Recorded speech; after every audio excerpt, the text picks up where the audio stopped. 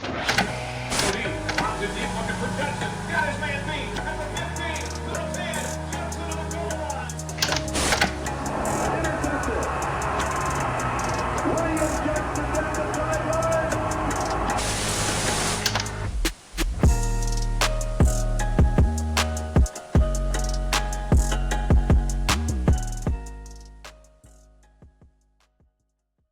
Channel 1349.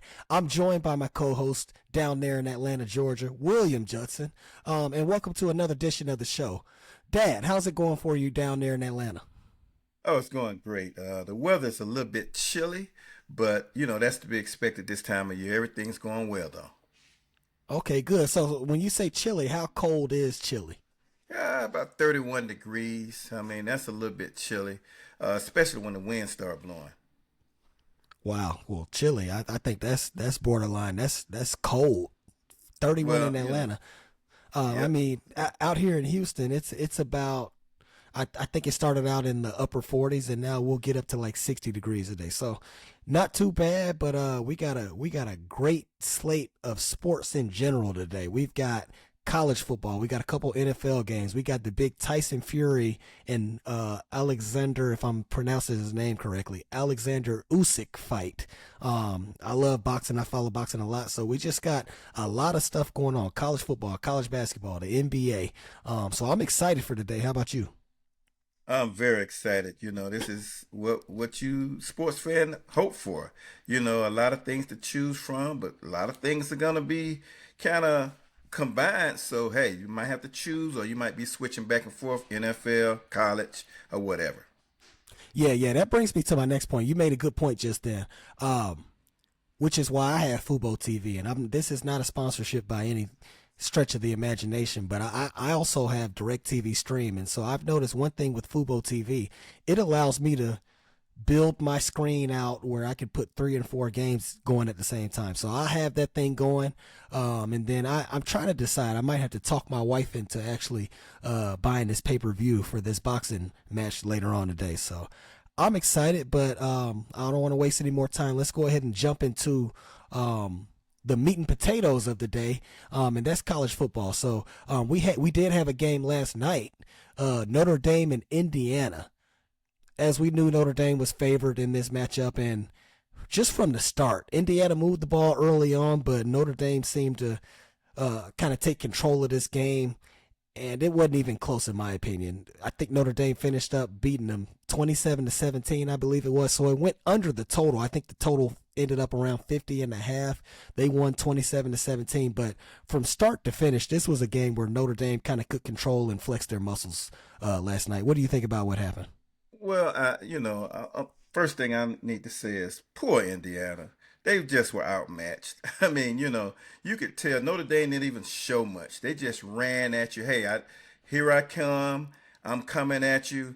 And they just ran right at them. They didn't do too many trickery things. They just played basic football. And I'm sure that Notre Dame was happy to do that because they weren't able to show a lot of stuff that they're going to probably have to do against Georgia. And now with Georgia, the University of Georgia's quarterback not playing, so who knows how that's going to go. So I'm sure they're feeling pretty good about themselves. I just think that, Indiana might have been overrated this year because in looking at their schedule, I mean, it was no murderous row. Trust me. I mean, I'm looking at it. They played they played FIU, then Western Illinois, the Leathernecks. How about that? UCLA. Then you've got the University of Charlotte. Then you got Maryland Terrapins, Northwestern, Nebraska, University of Washington, Michigan State, and Michigan. They barely beat Michigan, and Ohio State was their only loss. And then they took it out on Purdue, beating them 66-0. So you know what? They didn't play a tough schedule, and they got that seeding, and they got that beating last night. That was just, I feel sorry for them. Poor Indiana Hoosiers. And I saw a sign in the game last night. Had a picture of Notre Dame's coach, big, and it was Notre Dame fans saying, "Who's your daddy?" So it was bad.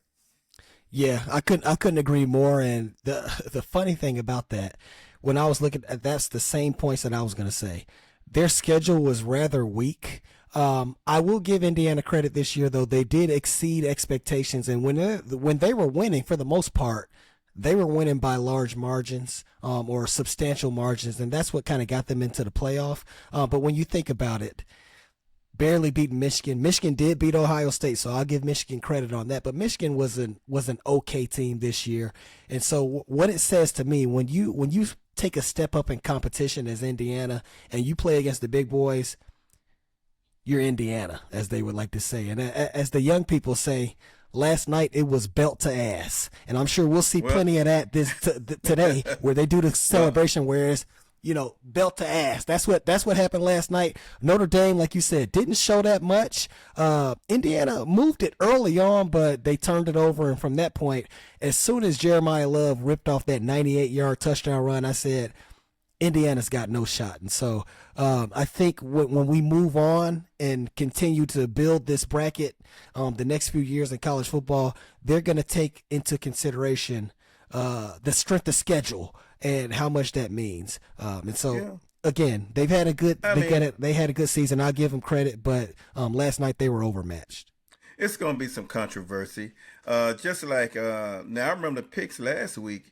You said you wouldn't be surprised if SMU would beat Penn State, and I remember that. Now, I think it's going to be more the same with SMU going to Penn State. Come on, man. The ponies going up in that cold. It's going to be colder in Pennsylvania than it was last night. But you know what? Anything can happen, but I don't expect anything like that to happen coming up. But see, not only that, it's going to be some controversy. Just like they left Army out. Army had that one lost team. They might have lost two. There might have been two with Navy. They could have left this team out. They could have left Indiana out. I'm sorry. Because a team like Alabama or, one of those other teams could have been there. LSU, any of those teams would have made a better showing than Indiana did. That was just, they were out of their league. And even though it's an in-state, two in-state schools, I wouldn't say in-state rivalry. It was no contest. So for me, this will be an interesting matchup. Notre Dame, they took care of business this year. They covered in most of their games and won by a large margin. They typically handle business. They did have the one slip up against Northern Illinois, but for me, I feel like Notre Dame, while they don't have a ton of depth on defense, they do have some horses on defense, and they're one of the best defenses in the country. So this is going to be an interesting game coming up against Georgia down the road for me in New Orleans. I think Georgia opened up this morning as a 1.5-point favorite. So we'll see how that game goes. But I like Notre Dame. They have a fairly easy, I wouldn't call it easy, but a favorable path to get to the next round if they can knock off Georgia. We'll see how Georgia's quarterback plays. Well, let me just tell you, there's a couple of teams that have more favorable way to the championship than Notre Dame. Georgia is not going to be easy. I don't care who's quarterbacking. And you talked about one of the best defenses.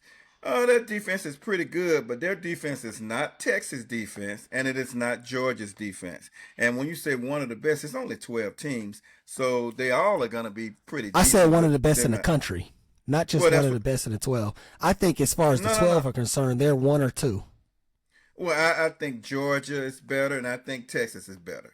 And, and we'll just have to see. The way that USC went up and down the field on them, I just don't think they're better than Texas or Georgia's defense. Well, you can say that, but I did see Georgia against Ole Miss in the rain, and Ole Miss went up and down the field on them. So, and so did Florida before Florida's quarterback got hurt. So we can go tit for tat and name games this year where Georgia's defense didn't look great. Well, I tell you what, let me just tell you one thing. Had Notre Dame played Ole Miss, they might not have won that game. But anyway, like you said, that's the SEC bias. We can move on and talk about something else. We may get to that. Okay. So let's go ahead and talk about the games that we have this weekend in the college football playoff. And we'll start off with SMU at Penn State today. Going up to Happy Valley. It's going to be, I think, around 20, maybe 22 degrees. So my thing about this game is when you've got these Southern teams, and it doesn't just go for SMU because they're down in Dallas. It goes for SEC teams as well. I know the SEC is just they're better than the NFC South in your opinion, but these are Southern teams going up against Midwest teams that are used to the cold. So the more and more I've looked into this game, I'm kind of on the same side as you now. I believe that SMU is going to have a tall task to go in there and beat Penn State at Penn State today. And I'll just go ahead and tell you what my thoughts are on this game. SMU, they're very good against the run. But at the same time, with saying that, that goes into my thoughts on Penn State. I don't think they're going to be able to just manhandle them up front. Penn State is the bigger, stronger team. They got more athletes, but SMU is good against the run. So I think where SMU can be had is in the secondary. We saw just a couple weeks ago when they played Clemson, Cade Klubnik went up and down the field on them. Cade Klubnik and Clemson is not this just crazy explosive offense when they play against good teams, but they were able to throw the ball on SMU. It's going to be cold outside today, but I think Penn State, seeing how they played against Oregon, who also has a good defense, I think there's an opportunity for Penn State to go up or to play at home today and be able to throw the ball. I don't think they're going to be able to run it on SMU like that, and I don't know if the weather's going to call for that, but their best bet to win this game and cover would be by throwing the ball. One other thing I want to say as well, when you look at the last 17 games when Penn State has been at home, favored it by an average of 7.5 to 14 points under James Franklin. We've talked about him before, Dad. James Franklin is a coach that loves to front run and take care of business against lesser opponents when he's supposed to. Penn State is 13-4 against the spread in those type of games. So they're expected to handle business today. James Franklin is that kind of coach. He never wins when he's not supposed to. He only wins against those opponents where he's expected to cover by a wide margin. This is the perfect opportunity for them. So I like Penn State to go in there at home today and cover against SMU. I've changed my thoughts as I've actually looked into the numbers on this. But probably the best bet, in my opinion, as far as I'm looking at this game, is the over. I think SMU, as we saw against Clemson, they can move the ball. It might start out a little slow, but Kevin Conner, their quarterback, he's an athletic quarterback. They'll be able to move the ball, and I think Penn State can move it as well. So I like the over the best, but if you put a gun to my head, I like Penn State minus the 8.5 at home against SMU.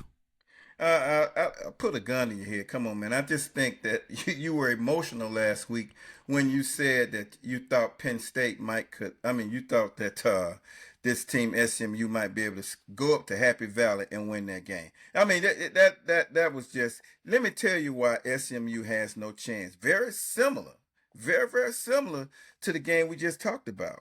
Okay, their schedule: Nevada, Houston Christian.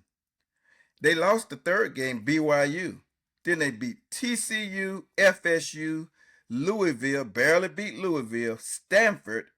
They beat Duke in overtime, Pitt, Boston College, University of Virginia, Cal, and then they lost in the ACC championship game versus Clemson. So they really, to me, they really shouldn't even be in the playoffs. And, anything can happen, but come on, man. Houston Christian University. You in Houston? You ever heard of that school? I have. I ride by it every day to work. Okay, there's probably some high schools bigger than that. I think they should specialize in mega churches and not football. But anyway, keep going. But anyway, so that's why I think that's not going to be an issue, regardless to whether or not Penn State ran the score up on Loxley, and University of Maryland. I just think if Penn State loses this game, that may be a cause for him to get fired. You don't lose to no SMU ponies coming up to Happy Valley. No. I don't understand what the tie with Loxley and running the score up. I'm not talking about that. I'm talking about James Franklin as a whole. He can recruit. I'm not convinced that he's a great coach on the field. They should win this game because of the talent, but you never know. James Franklin, they can lay an egg. So that was my reserve on them. But I'm going to give him his respect today and expect Penn State to handle business today. This shouldn't be a game that he needs a lot of coaching on. This is and X's and O's. No, excuse me. This is a Jimmy and Joe's game, and the Jimmys are gonna be better than the Joes. So I can go out there and coach. Your son Trey, my grandson, can go out there and coach, and Penn State should be able to win this game. So come on, man. And just like last night, that was not a game. I mean, Notre Dame, they didn't need X's and O's. They had the Jimmys and Joes. So that's what's gonna win the game. Let me ask you this: if Clemson went up to Penn State today, how would you feel about that game, Clemson against Penn State? Penn State, would win that game. They won't beat them as badly as they beat SMU. That was a kind of fluke. Clemson they should have beat them worse than that. But I think that should have. I don't want to talk about should have. They didn't. Okay. Well, here's the bottom line. To answer your question, Clemson would lose to Penn State also. Okay. So if. And I don't really like playing the hypothetical game, but Penn State is favored today by 8.5, minus 8.5. I think it's actually jumped up to 9 now that I'm looking at the board right now. But so let's say 9 points. How much would you favor Penn State if they were playing Clemson today? 7.5. Okay, all right. I mean, if that's what you say, me watching Clemson against Penn State, I don't think there's a huge difference in that game. SMU did play a good game against Clemson in Charlotte, so we'll see how it goes today. Okay, well, like I said, that's why they play the games. Exactly. Okay, so speaking of Clemson, they got a game out here in Austin today against the Texas Longhorns. Texas is actually favored by 12. The total is sitting at 52 right now. It'll be perfect weather up there in Austin, 60 degrees. That's perfect football weather. I'll say this. I do like Texas to win the game at home, but I do feel like this number is it's rather large, sitting at 12 for Texas.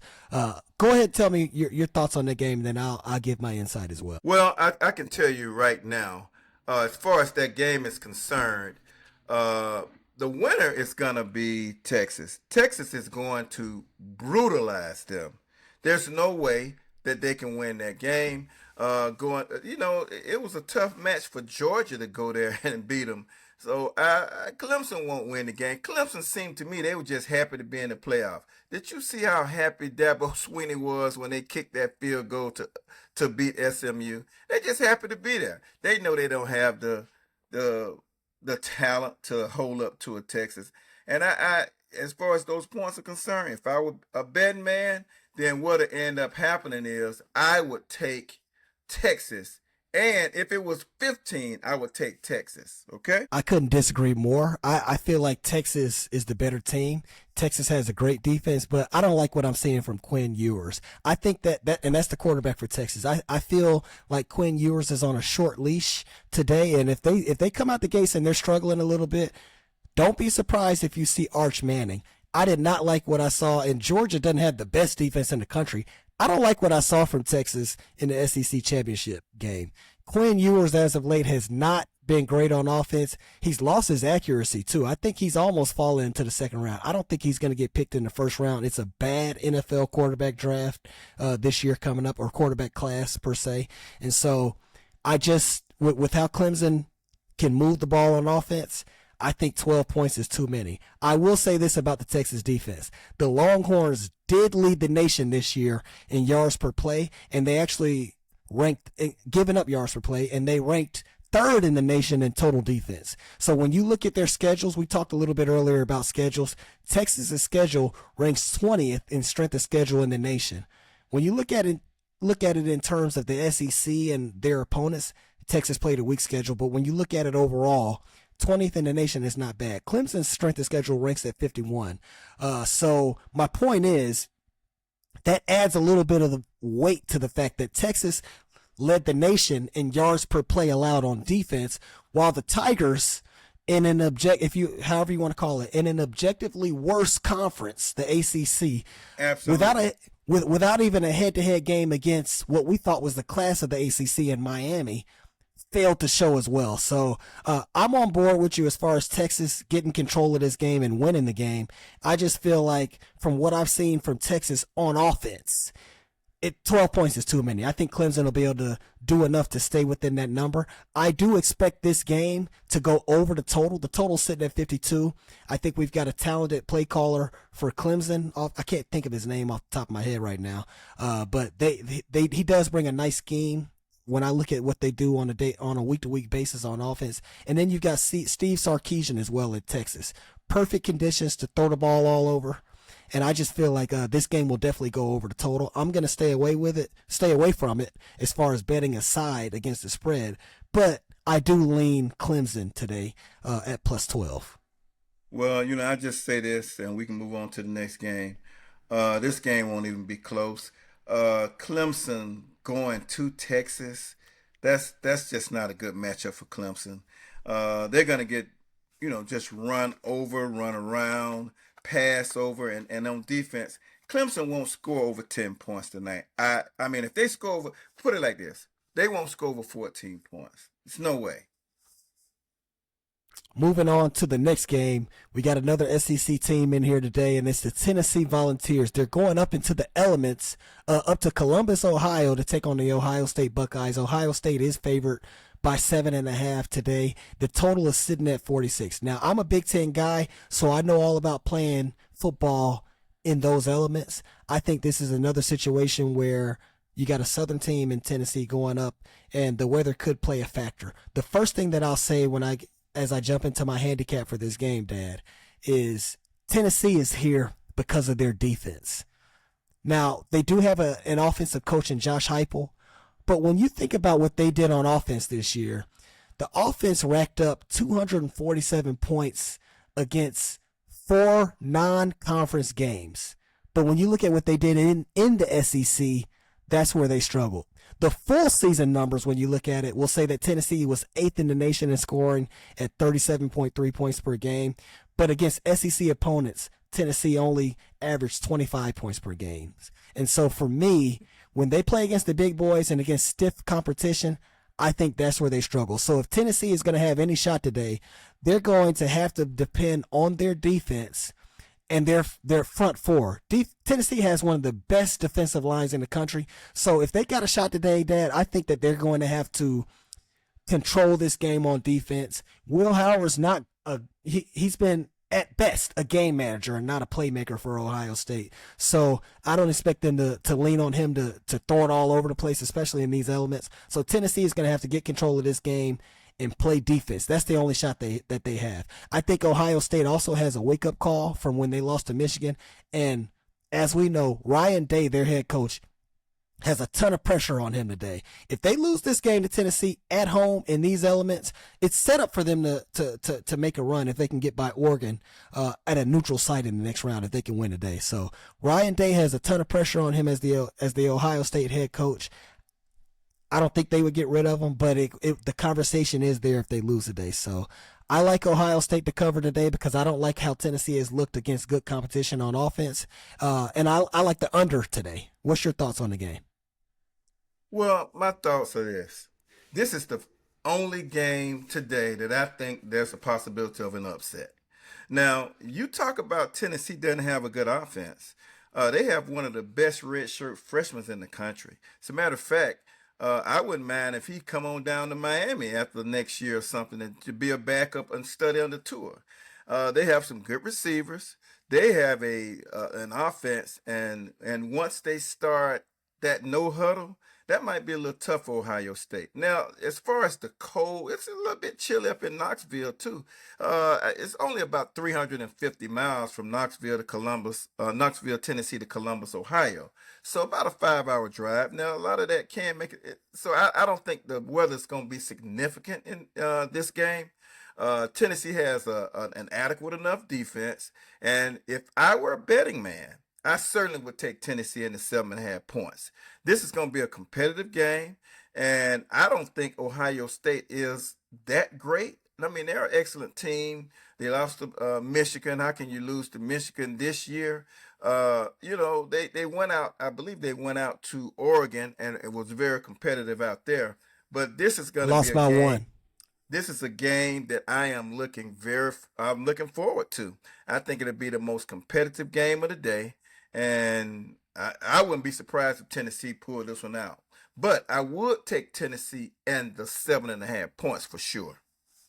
Okay, and again, you spoke a little bit about the Tennessee offense, but like I said earlier, their offense has looked great against, Tennessee, Chattanooga, teams like that. When they played in the SEC, they didn't really look that good on offense. So we'll see how they look today against Ohio State. Well, you know what? You keep mentioning, I forgot to mention. Of course he's going to look like that against the SEC. SEC is head and shoulders over everybody. They'd have looked like that most of the time in the Big Ten, too.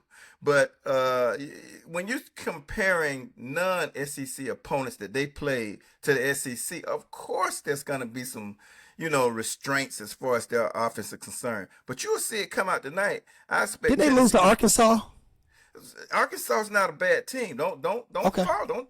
Don't you doggone trip on Arkansas now. Okay. Arkansas all I'm saying is is, a decent team. and that kind of gets to my next point. The SEC Arkansas is not might beat Michigan. They might beat Michigan. Michigan's not good. Michigan's not considered but Michigan a big beat time Ohio team. State. But they beat Ohio State. That's a rivalry game. Anything can happen in that game. Alabama lost to Vanderbilt. What does that mean? You said Alabama should be in the playoff. They really should. They lost to Vanderbilt. Either Alabama or Ole Miss should be in the playoffs instead Okay, of but SMU. Alabama lost to Vanderbilt. So you're saying Arkansas might beat Ohio State. Who did Notre Dame lose to? Northern Illinois? Okay. Yeah. So what's the deal? Notre Dame is happens. independent. They're not in any conference. All I'm saying is, okay, well, they listen, are a football team. Listen. But we're talking about conferences right now. Alabama lost 3 games. They don't deserve to be in the playoffs. I don't care who they lost to. You can't lose 3 games and think you're supposed to go to the playoff. Well, let me just say this. Had Georgia lost that SEC championship game, they've been in the playoff with 3 losses. I guarantee you that. Yeah, and that's the SEC bias. That's that. And my point is, how did Texas come into the conference this year and in the Big 12 where they don't play defense? How is Texas already in the SEC championship game in the big mighty SEC? Texas has a really good team. They were a big fish in a little pond in the last country. So now they come and now they saw some. They thought that they were going to win the SEC championship, but Georgia said no. Texas just got good. They haven't been like this powerhouse over the last 15 years. They just got good the last couple years. I'm just saying Georgia hasn't been good the last 15 years. If you want to say that, they haven't been that good. Georgia has been better than Texas. Georgia has been in the playoff. They've played in bigger bowls. Georgia has been looked at with more of a favorable opinion than the Texas Longhorns. There's a reason that Texas has ran through about 3 or 4 coaches in the last 15 years. They had Charlie Strong. They had Mac Brown, Charlie Strong. What's the guy who was at Houston that went down to FAU? I can't even think of his name right now. They got rid of him so quick. And now they got Steve Sarkisian. So Texas, I'll tell you this. I expect that game to be very, very competitive. Tennessee going up to Ohio State. That's the one we're talking about. Tennessee going up there. And I would take the points. I wouldn't take them flat out to win, but I wouldn't be surprised if they did. Okay. That kind of, I want to have a conversation. Pause it right here before we jump over to the NFL. What do you think the state of the SEC is right now? Because we're looking at some of these teams, and I know you speak a lot about the SEC, but I want you to think about something right now. You got Texas. I think Clemson is a live underdog today. It's not a guarantee that Texas is going to win this game. You think it's going to be a blowout. And then you've got Georgia, who's favored -1.5 against Notre Dame when they play in New Orleans at the Sugar Bowl. For me, it seems like, and we didn't have an SEC team last year in the national championship. We had 2 Big Ten teams per se. We had Washington. It's a fluke. It was a fluke. We had Washington and Michigan in the national championship. There's a good shot that we won't have an SEC team in the championship this year. What do you think the state of the SEC is right now? Because it seems to me like it's starting to shift. Like it can be up for anybody. And I don't know if that's because now that we have this 12-team playoff and the SEC is kind of cannibalizing within their own conference. I don't know what it is, but it doesn't seem like the best teams in the SEC are as dominant as it's been in the past. I think top to bottom, they're still head and shoulders the best conference. and they will continue to be the best conference because nobody plays football like the old South. And you can say what you want to say about the weather going up playing the Northern team, but I think they're still the best conference. Now, the Big Ten, they might be, coming in second between them and the ACC. I don't know, probably the Big Ten, but the SEC is still king, brother. Okay, let me ask you this. We talked last week on the show, or maybe that was the first week when we did the show. We asked for our picks on who would win the national championship. You said Oregon. Do you stick by that? Because that would mean for a second year in a row, the SEC is not going to win the championship. Well, that doesn't, just because they don't win the championship, you talked about the league as a whole. But as far as the championship is concerned, I expect Oregon to win it. And the only reason I pick Oregon over Georgia is because of we don't really know what that quarterback situation is going to look like. I'm actually surprised that they're still favored over Notre Dame. That just says something about the SEC. You can come with a second string quarterback. Could be a trap bet. Vegas knows how to set traps. Well, you know what? It ain't going to trap. Because we know the public is square. We know the public is square, just like how you're doing right now. And SEC. We know that they'll just put all the money on SEC and get their money took. So there could be an element of a trap bet being set up.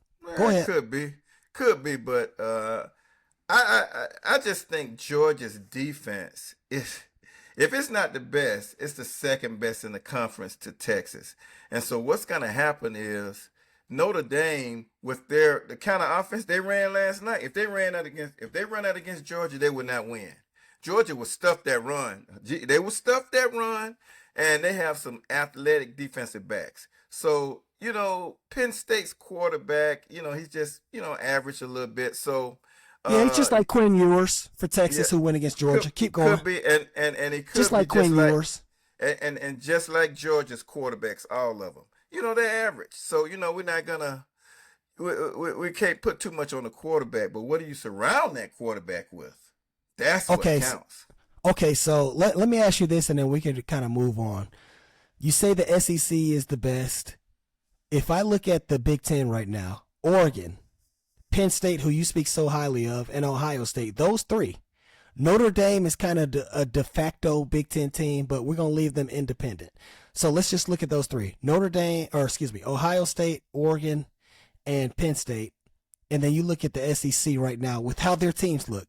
Georgia, Texas, and who's the third one you want to throw? Tennessee. Who do you think has the better average of the best team between those three teams on each side?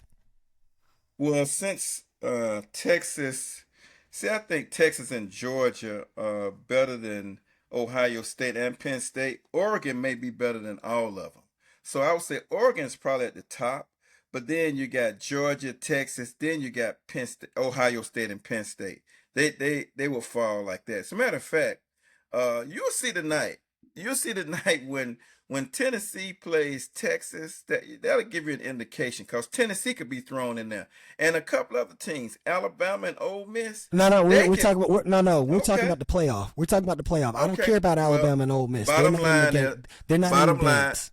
Bottom line, Oregon, and then Georgia, Texas, and then you have Ohio State and Penn State bringing up the rear. Okay. Typically spoken from an SEC fan down there in the South. So, again, I think that the SEC is the biggest or the best conference, but I'm just saying it's not what you say it is. That's all I'm saying. But you do think it's the best, though, right? I think if you want to go about talking about it in a consistency, or this year, consistency. This year. No, not this year. I don't think so. Okay. All right. I think the Big Ten was the best conference in the country this year. If you want to look at the last 15, 20 years, yeah, it's the SEC. Indiana didn't show well for the Big Ten last night. It doesn't matter. We knew what Indiana was. The committee didn't. Well, hey, I don't think. Well, the committee got it right by leaving Alabama out. I'm just looking at it right now. How many SEC teams did we have? 1. I'm counting it. 2. 3. 3 SEC teams. In the they got it right. Yeah. Yeah, they got it right. And then the Big Ten had one, two, three Big Ten teams. So they split it up right. They did a good job, I think. Okay, well, we'll see.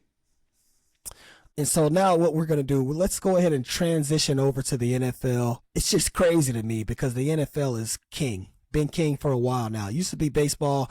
Now it's the NFL. And it's actually, when I look at this, it's annoying, but I like it. And what I mean by that is we have a couple of NFL games today. There was no reason for the NFL to put 2 games today on Saturday, the same weekend as the college football playoff, but that's what the NFL likes to do. They like to flex their muscles, and so we got a couple games today. We got the Kansas City Chiefs taking on the Houston Texans, and then we also have a rivalry game. The Pittsburgh Steelers going into Baltimore to take on Lamar Jackson and the Baltimore Ravens. So we will go ahead and let's preview these games starting today. I know, and we'll kind of transition this into our picks for the Circa Millions contest. I know that you picked the Kansas City Chiefs today going up against the Houston Texans. So we'll start off with that game. Kind of give us some insight on what led you to take the Kansas City Chiefs today. Well, I was a little hesitant at first, and they were talking about Patrick Mahomes not playing. But, I thought about it, and Kansas City doesn't need to lose too many more games because it'll hurt their seeding. And the fact that they've got Hollywood Brown coming back, they've got Xavier Worthy, Pacheco is starting, he came back from his injury. I think that they're going to really, really do a great job in winning this football game. So they're playing at Houston. They're getting 3.5 points. And I think 3.5 points, the way Kansas City was playing earlier this year by kind of struggling, I think it's time for them to come into form and get it together. So I just think Houston going up to Kansas City in some cold weather, it'll be kind of tough for them to succeed up in Kansas City. Kansas City is one of the loudest, if not the loudest, outdoor football stadiums in the National Football League. So that's the reason why I took who I took. And this is just a game for me where I felt like I just needed to pass on it. Too many unknowns, or really one unknown. Patrick Mahomes. They said he had a high ankle sprain last week in the game, and I just don't know how effective he's going to be.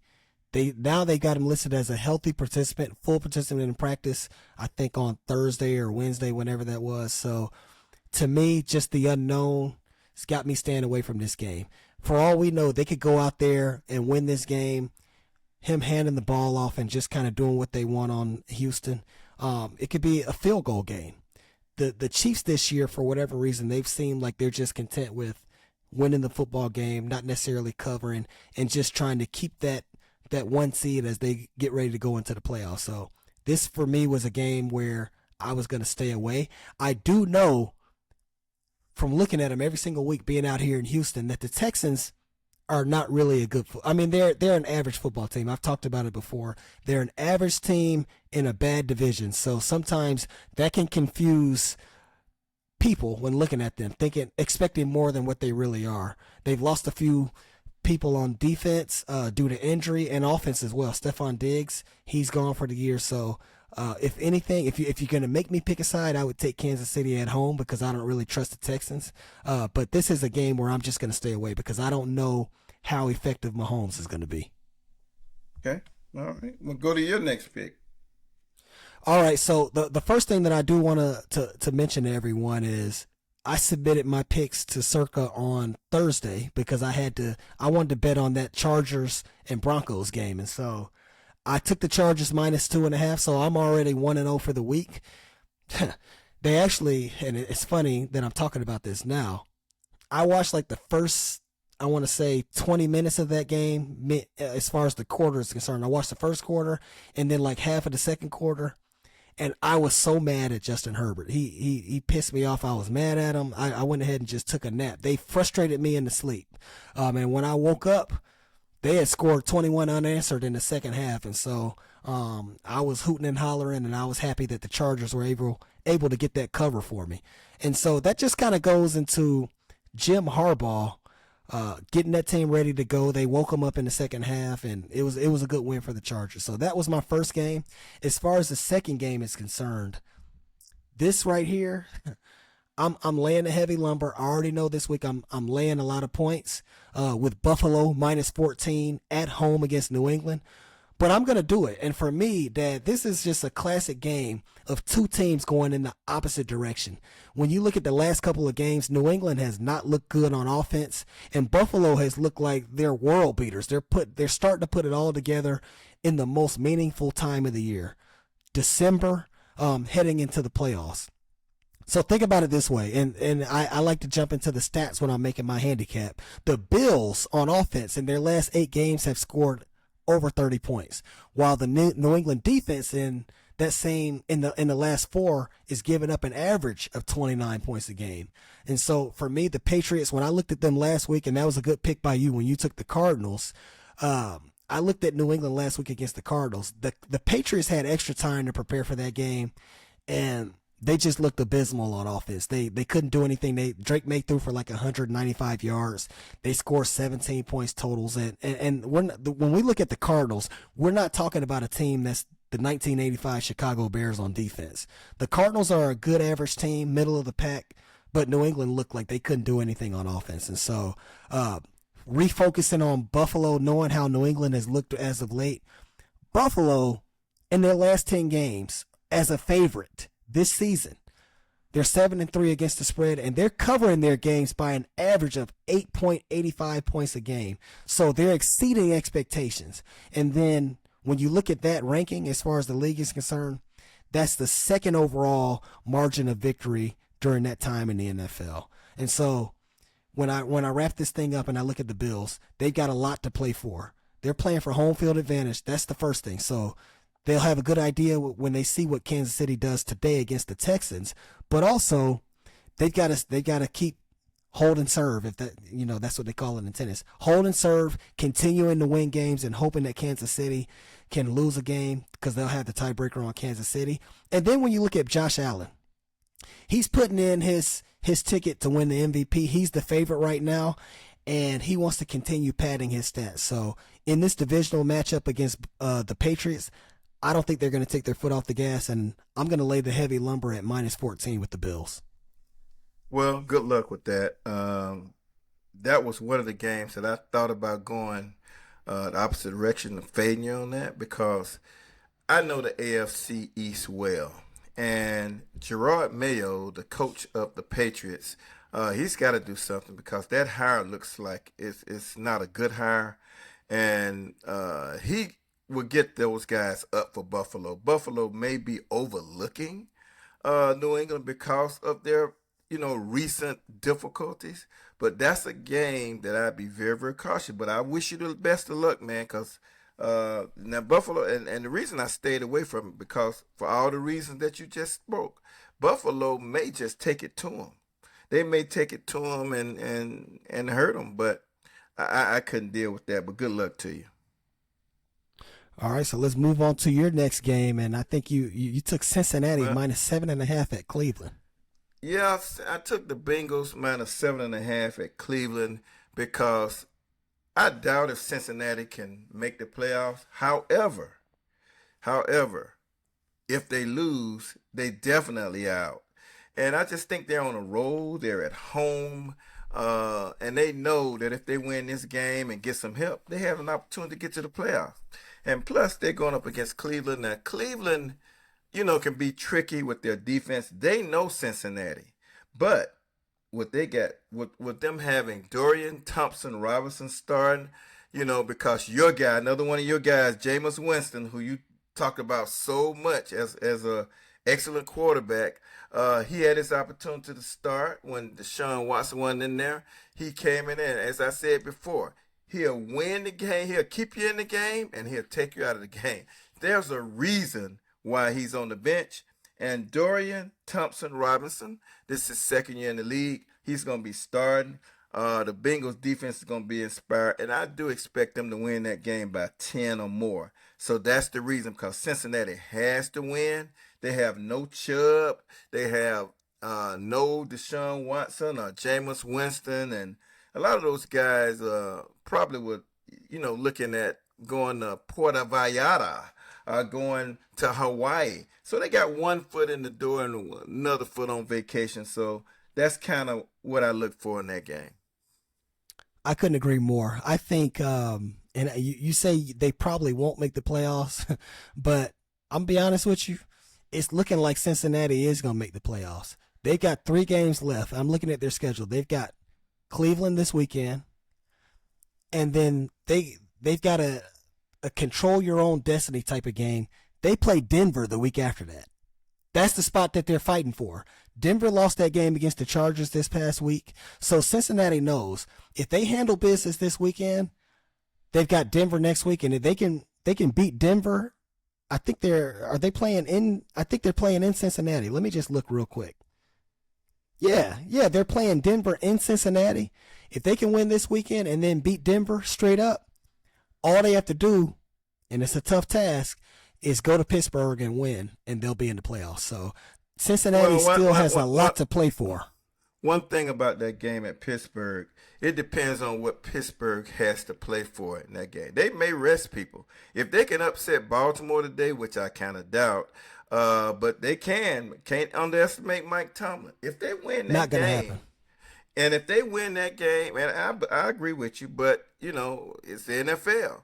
But if they happen to win that game, then it's gonna be tough. It's going to be a tough situation because Cincinnati is going to be playing for everything, and the Steelers are going to be resting. Yeah, so that goes back to my point. Cincinnati has a real shot to make the playoff, especially since the Broncos lost this past weekend this week. They need a lot of help, but anyway, They don't. It's not a long shot in my opinion, because all you have to do is look at the schedules. Guess who Denver plays for their remaining games? The Bengals, and then the week after that, they play the Chiefs, who are playing for home field advantage. Okay, so it's not a long shot. All Cincinnati has to do is win against Cleveland this week and beat Denver next week. And then now we're looking at the last game of the year, Denver having to beat Kansas City, who's playing for home field advantage. So it's all stacking up for Cincinnati. What about the Chargers? What about the Steelers and all of the? Are they? Because they're all above Cincinnati. We don't have to worry about them. Cincinnati's looking at that last playoff spot, which Denver owns right now. This is a head-to-head thing against Denver. They're not going to catch the Chargers. They're not going to catch the Steelers. So it's coming down to this last spot. Denver holds it right now, but like I said, Denver just lost to the Chargers. Denver has to play the Bengals next week in Cincinnati, and then they play the Kansas City Chiefs. So for me, all Cincinnati has to do is win, and they'll get that spot. So it's questionable right now for the Broncos, who have had a good season, but it's starting to fall apart right now. Well, we'll see about that. Let's go on to the next game. What's your next pick? Moving on to the Philadelphia Eagles. That's who I'm going to take this week at -3.5 at Washington, taking on the Commanders. And my main reasoning behind this is the Washington Commanders. They've kind of just fallen off over the last month and a half or so. They've won games against non-playoff teams during that time, particularly the Titans and the Saints. But that doesn't really convince me that they figured things out in the NFC. For me, looking last week, I know you took the Commanders. You loved the Commanders going down to New Orleans, and I didn't think that was a good pick. But the Commanders struggled to put away a very shorthanded Saints team. You had Spencer Rattler and Hayner, whatever his name is, playing quarterback, and the Commanders couldn't even cover that. So for me, the Eagles entered this matchup as the most healthy. Looking at who they have out, they're the most healthy team in the league and arguably the top team in the NFL if you look at everything from top to bottom right now. The advantage for me that I see against the Commanders is on defense. Vic Fangio, who Mike McDaniel had to get rid of down in Miami because he was too tough on the Dolphins. Vic Fangio, the defensive coordinator, with his acumen combined with the talent that they have on the Eagles, I think this will be enough to kind of bottle up Jaden Daniels. We saw that in the first game where they played, where Philly covered that game easily. I think that'll happen again because Philly's out on a mission. They're playing for the number 1 seed to try to get that from the Lions, who are a team that have a lot of injured players right now. So I like Philadelphia, and I'll throw a couple more stats out there for you, and then I'll let you take away if you have any kind of opinion on this game. But the Eagles, in this current 10-game winning streak that they have, they've covered in 7 of these games. And when you look at the last 6, they've covered 5 out of 6. Philadelphia is 6-1 against the spread on the road, and they're covering by an NFL best 10.7 points per game. That's the margin that they're winning at right now. So after Nick Sirianni caught that heat early in the season, they've really turned it on. A.J. Brown already said that he's playing again this week, even though he's got a little banged up. So I like that. Even if he doesn't have a big impact on the game, just the thought of him being out there, the Commanders are going to have to honor that. And so looking at Jalen Hurts, he's been more of a game manager this year. He's 4-1 against the spread as a road favorite in the NFC East. So I like Philadelphia in this matchup, and so I'm going to roll with the Eagles at -3.5. Well, I mean, I like that pick. I just didn't like it as much as some of my other picks, but I think that you're pretty accurate on that. But one thing about it is, Washington Commanders last week was coming off a bye, so they were a little rusty. They're going to be up for them this week. They're playing at home, and it's a chance for them to prove themselves. And for quarterback, it's an opportunity for him to win the Rookie of the Year if Daniels can do a good job. So I'm looking forward to that game, but I think that's a good pick overall. Now, going to my next game, I've taken the Minnesota Vikings -3 at Seattle. Now I'm a little nervous about that, but Minnesota, man, they've lost 2 games this year, and both of them were somewhat close. Now Seattle, Geno Smith is a little gimpy. They say he's gonna play, and I think that the Minnesota defense, they're gonna really be up for this game because they're chasing Detroit. And Detroit right now is a little vulnerable. Even though I think Detroit is going to still come through, just like when people get injured, they say injuries are part of the game and next man up. But you got to have somebody that's waiting. And Detroit's depth has been really, really hurt. So Minnesota smelled that blood in the water. So I think they're going to come out. I think they're going to play well. And hopefully they'll win and cover for me. -3, they're favorites at Seattle. Well, for me, this is a game that I'm going to stay away from because, again, there's the unknown factor of Geno Smith. He's a little gimpy, but that's just like how Patrick Mahomes, he's playing today. You're taking Patrick Mahomes with the ankle injury. So for me, that's a long trip going from Minnesota out there to Seattle, playing out there in the elements. I like Mike McDaniel. Seattle, the last month or so, has looked pretty good on defense besides how they looked against Green Bay. And Green Bay can do that to anybody. I like Green Bay this year. But for me, I had to stay away from this. And if I were going to pick this game, I would actually fade you and take the Seahawks with the 3 at home. I think this is a game where Minnesota could go out there in the elements and slip up. So I got to disagree with you on that one. Okay. All right. Your next pick?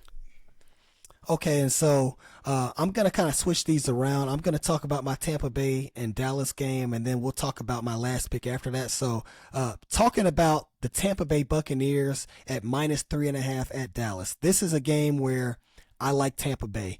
Their offense has topped 400 yards in 4 straight games. They've won all of those games, and they've had no issue moving the ball against any team. I think that same thing will happen this weekend against Dallas. I think they're playing Sunday Night Football. Dallas hasn't been great on defense, and the Tampa Bay Buccaneers, going back to them, they're averaging 31 points a game in these last 4 games on their current 4-game winning streak. Tampa, the other thing that I like, and I look at all aspects of the game, I specifically looked at their offensive line going up against Nick Bosa and Khalil Mack last week, and their tackles held up well. Tristan Wirfs and Luke, I can't pronounce his last name, Goldie, I think is how you pronounce that. Their offensive tackles looked really good last week against the Chargers, and I think that'll be the same thing this week against the Cowboys, going up against Khalil Mack, or not Khalil Mack, Micah Parsons. And so I don't think they'll have any problem holding up, protecting Baker Mayfield. And I got to give it to you. You've always liked Baker Mayfield, but he seems to have a good fit playing down there in Tampa Bay with Mike Evans and company. And so Tampa Bay cannot afford to slip up. This is a game they have to have. They know that they don't have the tiebreaker on the Falcons, so they have to continue to win. So I'm going to take a motivated Tampa Bay team at -3.5 against the Dallas Cowboys. Well, that was a game that I was really, that was one of the first games that I was going to take Dallas. That game was at +4 for Dallas, and Dallas is at home. And lately, they've been playing much more inspired football. They're trying to save their coach's job, and because everybody thinks that he's gone, Jerry Jones is going to get rid of him.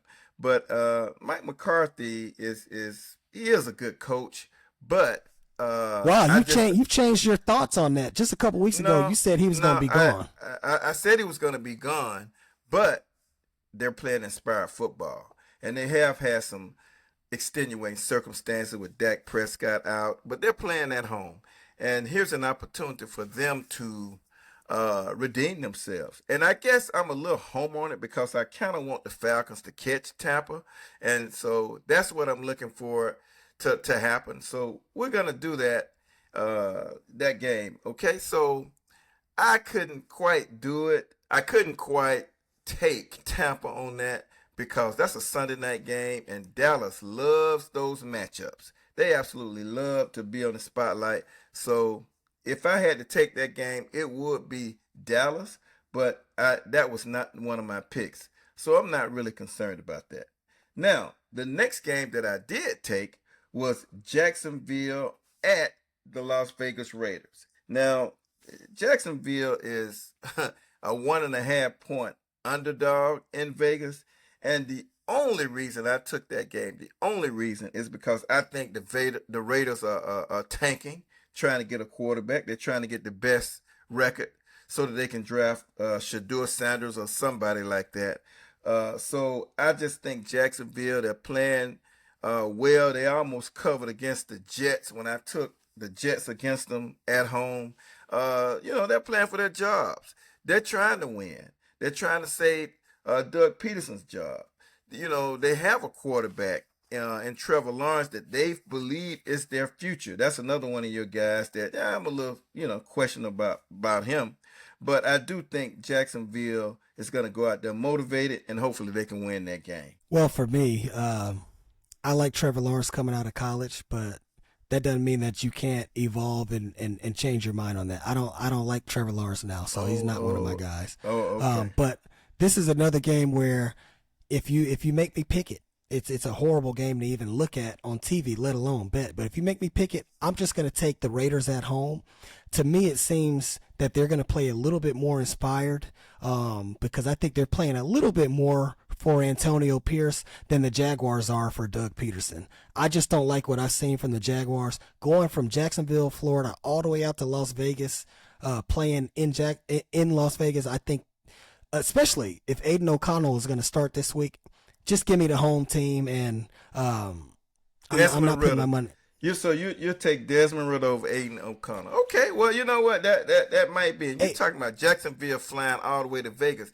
They fly to London probably twice a year. So that's not a big deal. And if the Raiders win, they know that they can't get the quarterback that they want. So that is why I took Jacksonville. Well, Jacksonville just looks uninspired. They've kind of quit on Doug Peterson. He's not a good coach as it is. But for me, like I said, the Raiders, while the Falcons didn't look good last week, the Raiders played inspired on defense. They tried to win that game. So I'm going to take the home game in that short line. I'll go ahead and take the Raiders. Yeah. All right, go ahead. Your next pick. And that kind of goes into the further conversation about the Atlanta Falcons. I'm going to take, and believe me, everybody, I'm holding my nose picking it, but I couldn't find a bunch of games that I like this week. So I'm going to hold my nose and take the New York Giants at the Atlanta Falcons. And there's a few reasons why I'm taking this. First of all, what I've read this week in practice and availability, Drew Lock is going to be the quarterback for the Giants. So I think Drew Lock is an upgrade over what they call him, Tommy Cutlass, Tommy DeVito for the New York Giants. If Tommy DeVito was playing in this game, I would stay away from it. But I think Drew Lock is more than serviceable. I like the Giants on defense. They have some athletes. They've got Isaiah Simmons from Clemson, who's running around at linebacker. But then you've also got Dexter Lawrence up front, along with Kayvon Thibodeau, however you want to say it, and then Brian Burns on the other side at defensive end. So they have some players that can wreck a game. It's going to come down to what they do on the offensive side of the ball.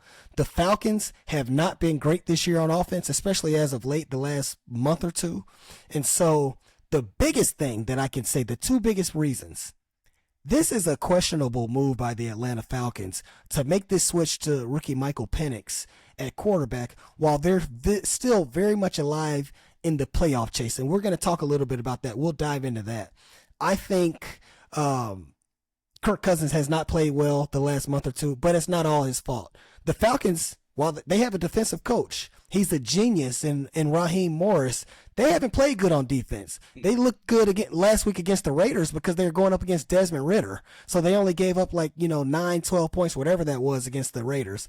But the Falcons have not been good on defense, and there's been some questionable play calling. And I could tell everything. I knew everything I needed to hear when Kirk Cousins came out this week in an interview and said, it's not like I've forgotten how to play quarterback. So in my mind, to me, that's saying that there's a lot of stuff going on that he feels is not his fault. And for me, Kirk Cousins, I watched him on Netflix. He seems to be a good guy, but I don't like the vibes. Based off what he said to the press this week, to me, it seems like I wouldn't be surprised if he was sitting at home talking to his wife, hoping and praying that Michael Penix goes out there and throws 3 picks and the Falcons lose this week. So I just don't like the vibes. For me, the Falcons know that they can win this game. They can run the ball. I wouldn't be surprised if they went out, controlled the ball, ran it, and New York was able to stay within that number of plus 8.5. So I'm going to hold my nose and take the Giants this week. What are your thoughts on this game and the situation at quarterback for the Falcons? Well, that was a game that I actually was going to take the Falcons on. But in listening to you, I don't know why I did, but listened to you, and I decided to stay away from the game. Only because I just have not seen what Michael Penix is going to do. He didn't play very much in the preseason, and he went in a couple of plays on garbage early in the year. So we really don't know, but I do think the Falcons are going to play inspired football. See, I live down here in Atlanta, and I've been hearing that a lot of the players kind of prefer Michael Penix over Kirk Cousins. And they silently say that. He must be looking great in practice, or at least looking good. He's he's more mobile than Kirk Cousins. So if the play breaks down, he can make some of those plays that Kirk Cousins is hesitant to make, not only from his non-athletic running ability, but also because he just doesn't like to do that. And that injury that he had. So he may not be 100% on that. And when you throw 1 touchdown and 9 interceptions over your past 4 games, that is not good. So I think they're going to play inspired football. I think they're going to inspire the defense to play better because they know that they've got to help out Michael Penix. So I didn't take that game, but I think that the Falcons are going to cover that number. And then in subsequent weeks, when they've got, I think, they've got 2 games they should win. And what's going to make it exciting is if the Cowboys can beat Tampa. Then we'll see Michael Penix in a more pressured situation. But I like Michael Penix. You thought that they shouldn't have drafted him. And maybe, I'm thinking that was a good move because when are they going to be able to get a quarterback of this caliber the next few years? Because actually, we expected Kirk Cousins to play better. So, yeah, they wasted some money on Kirk Cousins. They're talking about basically cutting him before the March 17th deadline so that they can save on paying that $10 million bonus. So, it's one of those things. Sometimes teams make mistakes in signing players. Sometimes they make mistakes in drafting players. but I'm hoping Michael Penix will do well, and I think he will. I mean, the city of Atlanta is excited, and I am too to see what this guy can do because I can pick the Falcons in the next few weeks. Okay, and that's a good thing. You want your quarterback, Michael Penix, who you spent high draft capital on. You want him to play and get his feet wet. But this, and I want to park the conversation here and ask a question.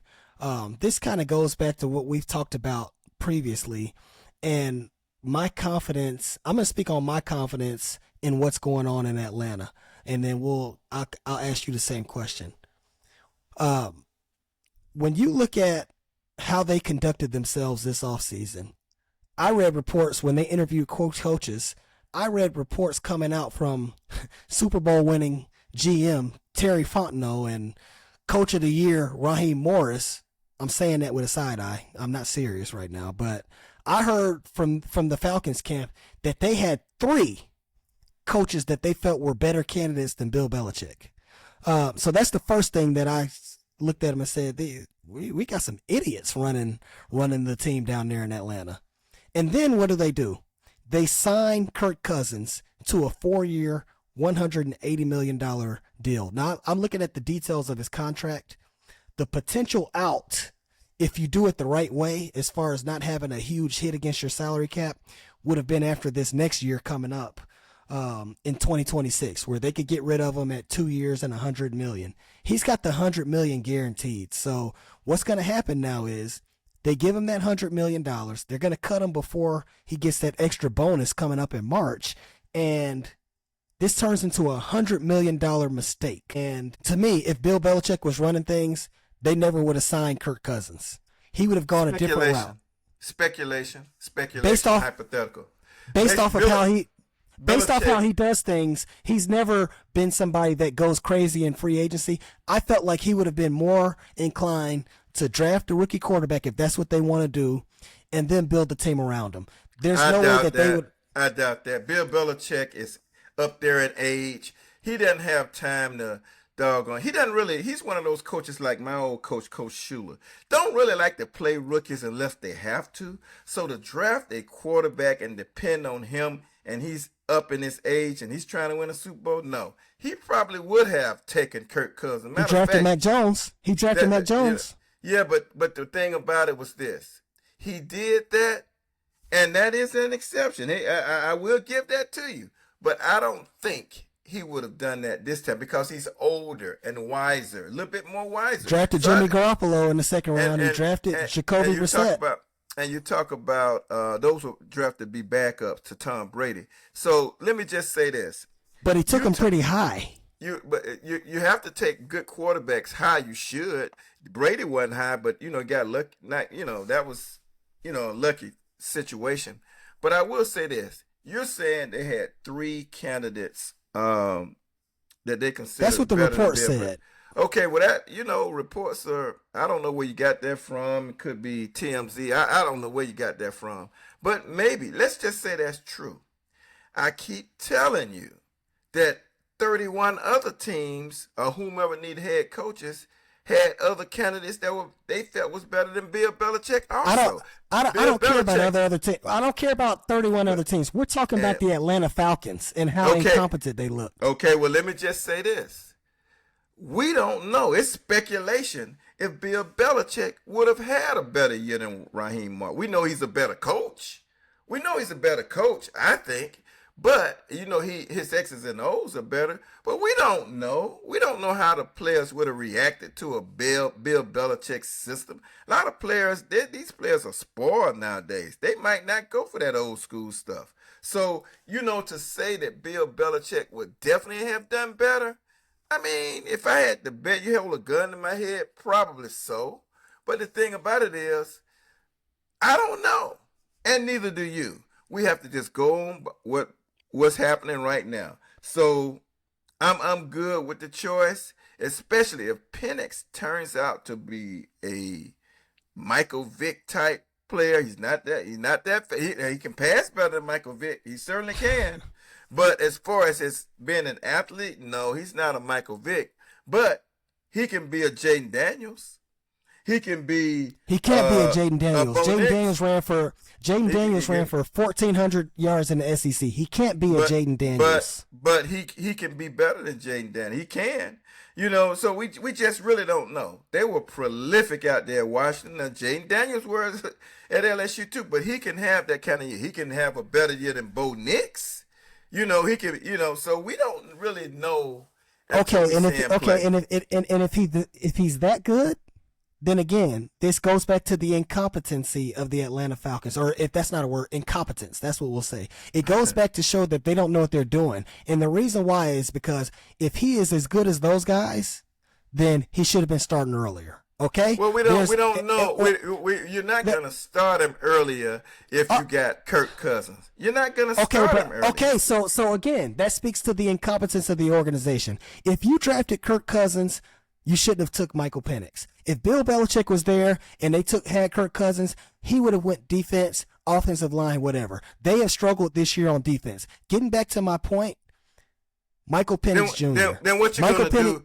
What you're gonna do when Kirk Cousins throws one touchdown and 9 interceptions? The pass will get. Bill Belichick will bench his butt. Then who is he got backing up? Kirk Cousins? All I'm saying is, if Bill Belichick was coaching, maybe the coaching staff is better and they coach him up so Cousins doesn't play like that. But getting back to my point, getting back to the incompetence of the Atlanta Falcons, we watched them in the preseason. I saw Michael Penix maybe play 15 snaps, one game. He played against the Dolphins, and Raheem Morris and award-winning GM Terry Fontenot, we've seen all we need to see from the preseason and in practice where he's enough, we don't have to play him anymore. You do understand that Michael Penix was sort of injured, coming out of college. And they wanted to protect that injury, make sure that he was well. You do understand that, right? That could have been the reason why they did that. So why did he play at all then? Well, because he was good enough to play, he probably insisted on playing. Okay, but we can't put him out there consistently. No, if you're good enough to play, then you need to get more snaps than that. You're a rookie, and like all I've heard from them all week is Penix has been preparing all season because he was one snap away. So if you're one snap away, you need to get your backup quarterback, your insurance. You got to get him ready to go. So for them to have that was a bad move. You preaching to the choir. I believe that was a bad move by not playing. At first you weren't agreeing with that. Now you're agreeing. Yeah. But all I'm saying is, since he's the guy now, he's in a situation where he's in a pressure cooker without a ton of experience at the NFL level. So again, that's why I took the New York Giants, and it speaks to what I said, which is an epidemic in Atlanta. They don't know what they're doing down there. Well, you know what? I wish you luck on that. I didn't take the game, and just for you, since you're my son, what's the line? 9? I hope the Falcons win by 8, or less, but at least win the game. That's all I'm hoping for. Now, my last pick, Green Bay Packers minus 14.5 over the Saints. For similar reasons that you took the Buffalo Bills in their game against New England. Except Green Bay's at home. It's going to be blistery cold. That's a Monday night game. The Saints have kind of already mailed it in. Spencer Rattler going up to Lambeau Field, or Josh Haener, or whatever his name is, going up to Lambeau Field. I just felt like Green Bay, they are chasing, and they've got to chase Detroit. They got to chase Minnesota. This is a game they got to have. I think they'll put that game away early. That is a huge number in the NFL. And I laid a huge number. Well, it wasn't a huge number, but I went against the Saints last week and in that situation. But let me tell you, Alvin Kamara, I don't think he's going to play. And I just think that's going to be a tough game for the Saints to cover that number. Hopefully that number will already be covered at halftime. And the Saints, hopefully they won't score very many points, but that is the reason, because the urgency of the game for Green Bay and the Saints just basically are out of it. Well, for me, 14.5 is just too many points in the NFL. I am taking 14, or I'm laying 14 with Buffalo, so I can't really disagree with you too much because of my notion this week with the Bills.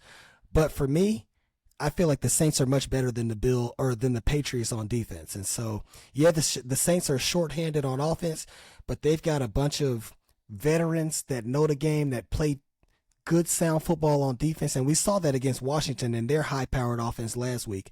The Saints can still play defense. So, for me, this is a game where I'm just going to stay away because that's a lot of points. And Green Bay has looked good on offense, but New Orleans has been sound on defense. So, good luck to you. I'm staying away from that, and I hope you win that for the context. But the last thing I like to say, you do realize that last week against, as you call, the Washington Commanders' high-powered offense, they were at home, right? Okay, now they're going to go on the road on a Monday night game in Green Bay. Okay? Now, I played in Green Bay in December, and it is not a pretty sight. Green Bay's field freezes, but they have coils underneath to kind of thaw out that field. As a matter of fact, that'll help both teams then. Go ahead. Well, that'll help Green Bay because it's still gonna be cold. Oh, and just Green Bay. It helped Green Bay more than it helped the Saints. The Saints are gonna want to hurry up and just they're saying, why do we have to go up there? So I don't know. I'm just thinking that Green Bay's gonna blow them out. Hopefully, you being a Falcons fan, that's not baking into your decision making as it comes to picking the Packers this week against the Saints. I know you don't like the Saints, but not really because the Saints are out of it. So now, if it were the Tampa Bay Buccaneers, that might be true, but the Saints, no. So diving into these straight up picks where we're just picking the winners of the games. We're taking out the spreads and going down the list, picking each game. You and I, we play in a pick 'em contest where we're picking the money lines as well. So we'll start from the top. Who do you have? We know who you have, but I'll go ahead and ask you. Who do you have in the Texans and Chiefs game today? Chiefs. Couldn't agree more. I'm taking the Kansas City Chiefs today to win at home against the Texans. Following that up, we got the Baltimore Ravens at home against the Steelers. I'm going to take the Baltimore Ravens straight up. You talked and said that possibly the Steelers can win that game. So what do you like? Who do you like today in that game? Well, if it's a straight up, if we're not dealing with points, I'm going to have to take the Ravens too because they're actually chasing the Steelers. Now, the Steelers can actually win a division by winning this game, but I think Baltimore's going to be up to the task. All right, I'm going to take the Falcons to win the game this week straight up against the Giants, but I don't think they're going to cover that 8.5. What about you? Falcons, and I think they will cover. I'm going to take the Lions playing at Chicago this week out there in the elements, but I do want to preface this and say keep an eye on the Bears. They could be a live underdog this week. They hadn't looked good since Thomas Brown has taken over as head coach, but I think the Lions understand the importance of continuing to win to keep Philly away. So I'm going to take the Lions straight up. I'll take the Lions as well. I'm taking Cincinnati straight up against the Cleveland Browns in Cincinnati this week. What about you? That's one of my picks, and I'm hoping they'll cover. So, yep, definitely Cincinnati. I'm going to go against the grain this week and take the Tennessee Titans in Indianapolis against the Colts. I think this is a game where your guy who you drafted very high in fantasy football this year, Anthony Richardson, he's just been horrible. He's looking like a bust, and I think now that the Tennessee Titans know that Will Levis is not going to be playing and they're keeping him away from the football field, I think that's going to boost the morale a little bit. They're going to play inspired on offense and defense. So with Mason Rudolph in there going up against Anthony Richardson, I'm going to take the Titans straight up to beat the Colts. Well, you can take Rudolph the Red-Nosed Reindeer if you want to. I am taking Indianapolis at home. All right, moving along, we're going out to the East Coast to see the New York Jets take on the LA Rams. I'm going to go ahead and go with the better coach and the better quarterback at this point in their careers and take the Rams to win this game straight up. Too much controversy going on with the Jets. I'll take the Rams also. Matter of fact, that was almost one of my picks for Circa, but I stayed away from it because I don't want Aaron Rodgers looking like a hero and making people think that he'll be better next year. Gotcha. Okay. All right.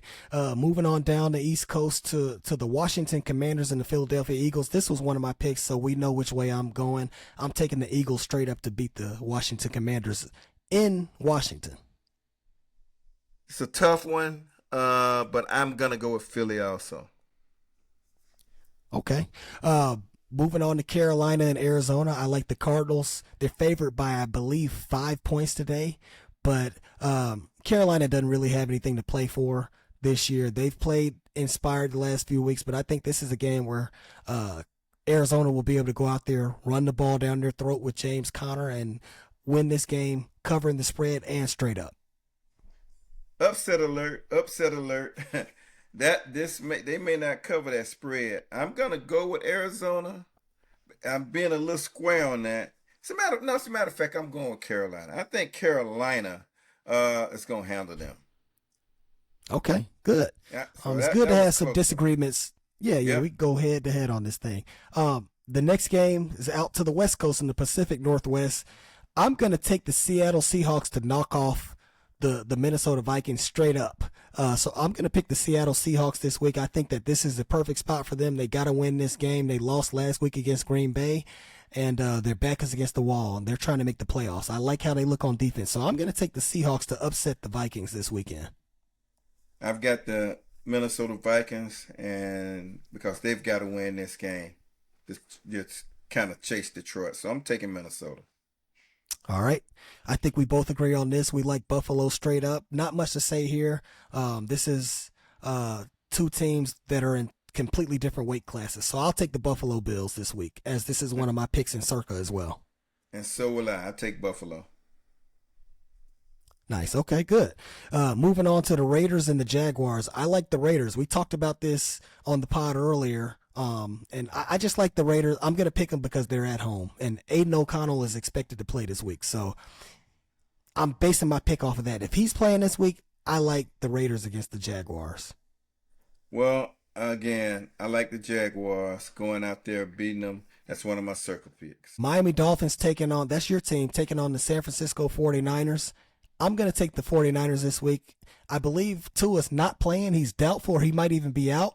I think that Kyle Shanahan is the better coach. They have the better defense. It's a long trip for him going across the country, one of the longest trips you can make in the NFL. But I like the 49ers to handle business this week. If Tua doesn't play the 49ers, but I think he is going to play.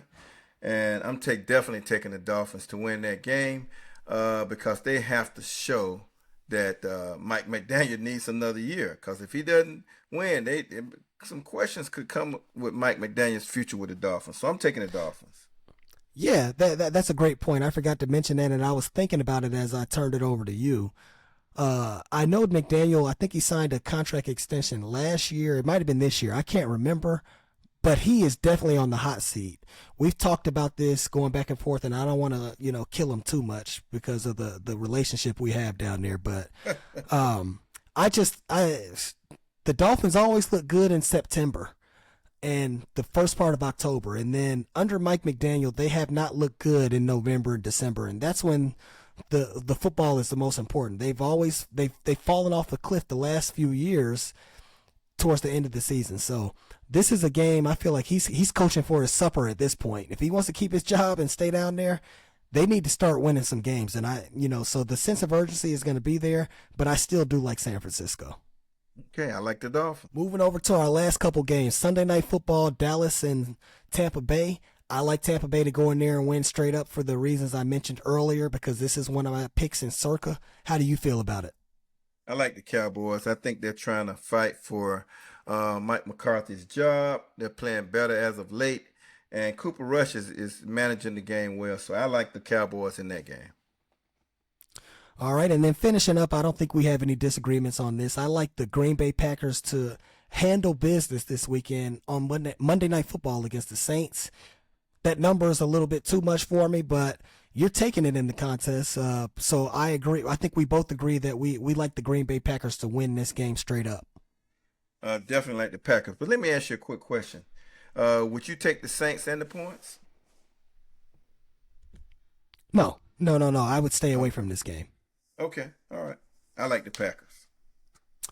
All right. So that concludes our picks in the NFL against the spread in the Circa Millions contest, as well as who we like this week just on a straight up basis. There was one more topic that I did want to ask you about. We didn't hit on it during the college football discussion, but I did want to ask you, what are your thoughts on Michael Vick going out to Norfolk State to take over as head coach?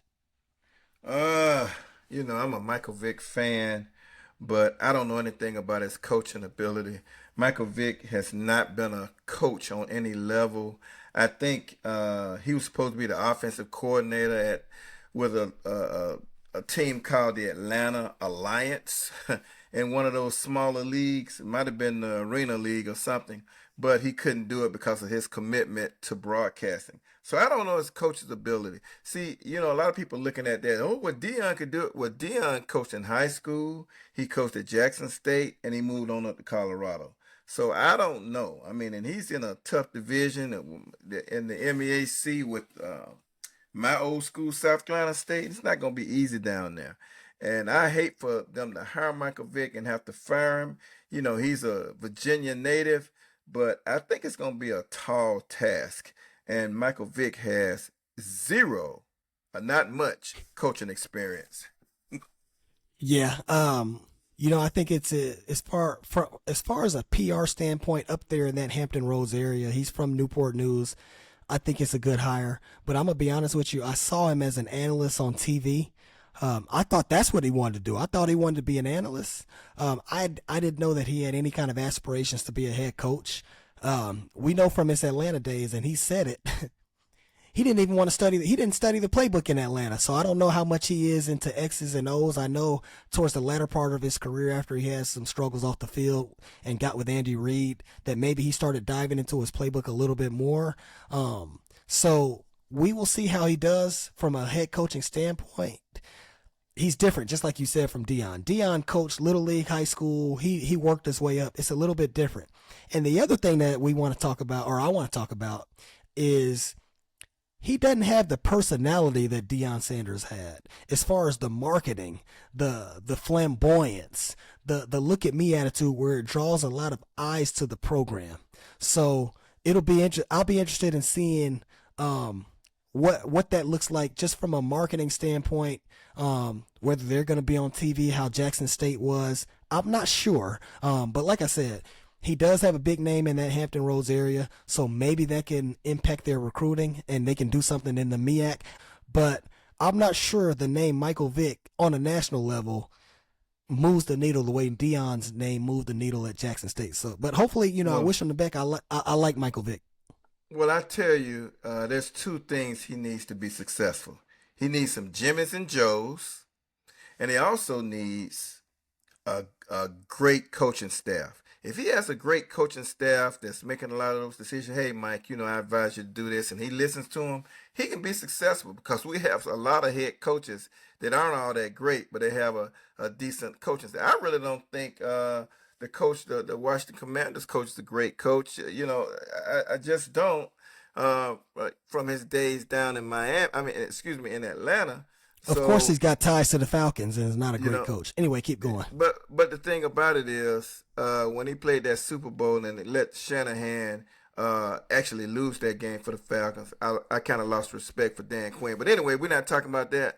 If Michael Vick has a great coaching staff on, then they could probably be successful. And so that wraps up the show today. Great show. Went a little long, but we had some interesting topics. Like we talked about earlier, got a bunch of games on, whether it's the college football, the NFL, boxing, the NBA. So it's a lot going on today. And so looking forward to it. And we're signing off from Channel 1349. Until next time, take care. Deep, looking for Judson. Got his man.